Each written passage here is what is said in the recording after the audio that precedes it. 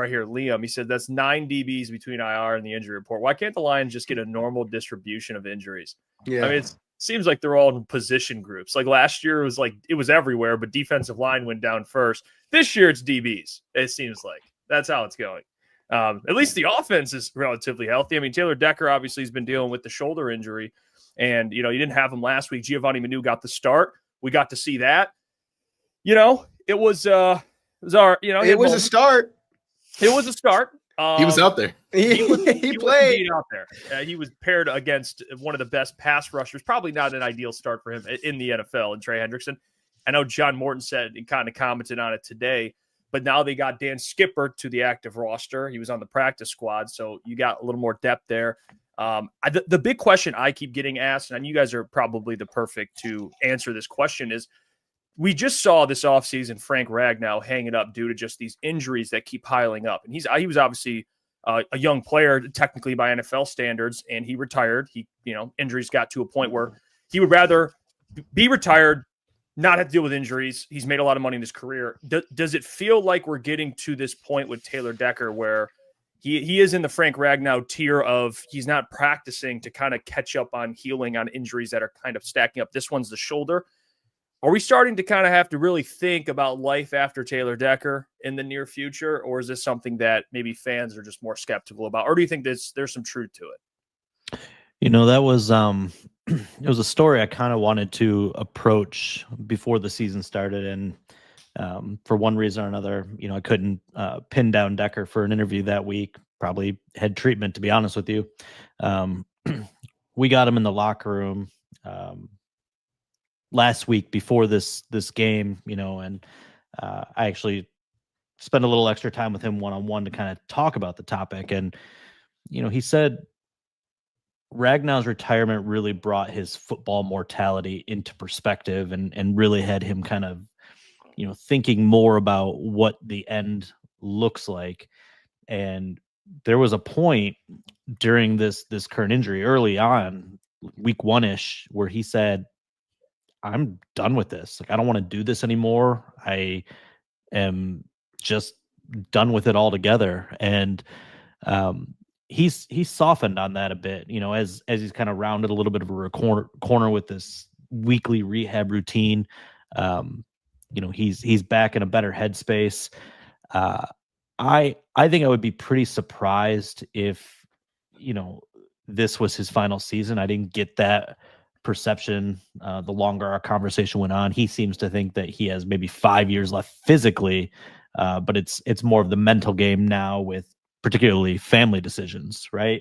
And so, I think he's going on a year by year basis right now, but he is still very, very determined to win a Super Bowl. Yeah. He really wants to win one here, and I think that is, as he would describe it, his selfish driving force right now to continue his career. Before we do that, I have to tell you about our friends over at Sleeper. So Sleeper is the #1 fantasy sports app.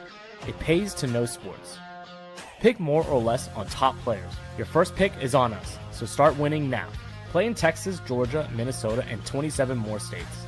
Pick anytime across all sports, pregame or live. Over 10 million players are already on Sleeper. Make your picks count. Score up to 1,000 times your cash. Join today. Get up to $100 credit using the code HMA. Call your shot on Sleeper. Download now. All right, there you go. Okay, hey. We fixed it. Let me tell you about our friends over at Sleeper. It's a fantasy sports plus real money gaming app focused solely on bringing people together through sports and gaming. It's become one of the fastest organically growing fantasy platforms in the world. It's got millions of active users while still earning some of the highest levels of engagement per user in the industry. They also have Sleeper Picks, which is their real money product that connects friends over picks. You choose 2 to 8 of your favorite players from pregame, live, or across different sports. Pick more or less than the predicted stats. And on Sleeper, you can get up to 1,000x payouts. Share with your friends. Get rewarded together. Use the code HMA. Get a $100 deposit match up to $100. Yeah, I think a couple things from our conversation with Decker last week might have given you pause when pondering his future. One, when he referenced the chronic pain that he's going through right now, and alluded to the fact, there's days when, he struggles to even lift up his daughter at home without some kind of pain or discomfort. And that's brutal for anyone to go through, as he said, whether you're a football player or not. And then this is a little bit more in the joking sense, but when he spoke with Frank Ragnow over the phone a couple of weeks ago, and he said he actually originally called him on his way home from the facility one day because he just wanted to vent about everything that he was going through physically and all the prehab and rehab he was being forced to do just to be out there on Sundays, to someone like Ragnow who could relate to it. And over the course of their conversation, Ragnow referenced to him how much better he feels now that he's not trying to squat 500 pounds every week. And I think people heard Taylor recount that conversation and got the sense that Frank was like luring him into retirement. I didn't get that sense. It sounded more like two really close friends catching up and Decker needing an outlet to express some of these frustrations or this angst that he's dealing with. The other part of that stood out to me was when Decker talked about his performance so far and feeling like he's played pretty darn well, but also feeling like he could be playing better, maybe much better, if he felt closer to 100%. And when he said that, their decision to rest him on Sunday made so much sense, because really they don't need Taylor Decker playing at his best right now in October. They need him on the field and functioning at a high level come December and January. And he was preparing for yet another in a murderer's row of pass rushers, having faced Garrett the week prior, and he would have been slated to face Hendrickson. And, Taylor Decker is very self-aware. And I think he realized, along with the coaching staff and training staff, that for him to be where they need him to be later on this year, it just doesn't make sense to be playing right now. But it didn't bring into my head any suspicions that he might call it a career after this season. Yeah, I can see how, Frank retiring would really kind of open your eyes to like how much longer you have left. To me, it's almost like, if any SNL fans out there, Kenan Thompson's been on that show for a minute. The cast keeps changing around him, but he's still there.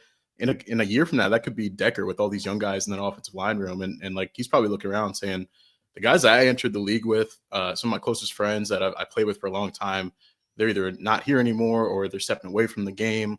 I'm in constant pain. I have to get treatment all the time just to be out there and be maybe 70%. I don't know if you could put a number on it right now, but like, when you get to that point, that's a lot you have to deal with, especially when you have outside factors like children and long-term goals that you want to accomplish while you can still, operate physically. So I think he's getting to a point where he's probably thinking about that pretty seriously. I think my eyes kind of opened up a little bit when I talked to him this summer in training camp, just about Manu and just how much he wants him to be his replacement. And he was pretty open about that. Like, I want to help him in any way I can, give him the best possible chance to be here and to be the guy long-term. And you don't really hear many guys that are still thinking about the game and playing at a high level, kind of speak the way that he was speaking about Manu and the future. And to me, that kind of spoke volumes about maybe where he's feeling. And I'm sure if you get the proper training and the treatment and whatnot, he can keep this going for a few more years and maybe until the body starts to break down fully. But I think there is a battle and he's probably weighing the future and thinking about little things like that. Like, okay, I want to leave this franchise better than I found it. How can I help, the replacements, the guys that might fill in for me? Because he wants to be here long-term. He probably wants to be part of the franchise when he retires and still be a face in Detroit, in the city. So the fact that he's kind of helping Manu along with that, I thought that was a really cool moment when I talked to him this summer. And the fact that we're hearing some of this stuff now doesn't quite surprise me, but I think right now, at least in the short term, it's about managing that shoulder injury and giving himself the best chance to compete at the end of the season when they're really going to need him and being careful with that.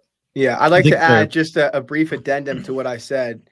If they win the Super Bowl this season, I very much could see him stepping away, because that is the last thing that he really wants to achieve. And he's keenly aware of his legacy. And that means a lot to him, as it should for someone who has spent his entire career, 10 seasons now, with the same organization and who has survived multiple head coaches and regimes. And if they can find a way to the mountaintop, maybe it would make sense after this season for Decker to step away. But hey, that's a trade you make 10 times out of 9. I mean, right? Yeah. No doubt. I don't even think that's speculative, Will. I mean, I asked him that directly in that little one-on-one, is like, would the equation change on how you think about your future if you had a Super Bowl ring, and he said without a question. I Yeah. mean, it's just there's no doubt. I do think it's interesting. Colton was saying just how the room has changed so much. It was another thing Decker said was like he was just worried More of about these people. leaving Panay alone. Yeah. He's like that. He's worried about his kids at home. But he's also worried about his kid at the facility, right? In the Like, building. weighing the two. But Big 330-pound child. right, and Manu obviously being the 350-pound younger child. But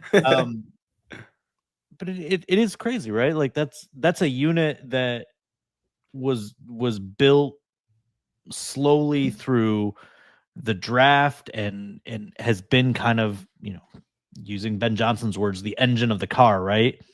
And we're kind of here at the cusp of it being fully turned over, or 80% turned over relatively quickly, because I mean Graham doesn't have much longer here either. I wouldn't be surprised if he's gone at the end of the season, more of a cap or a financial decision. And like I said, I don't think Decker steps away this year. I think, you look at the shoulder, we don't know exactly what it was, but he had shoulder surgery on this shoulder before the season.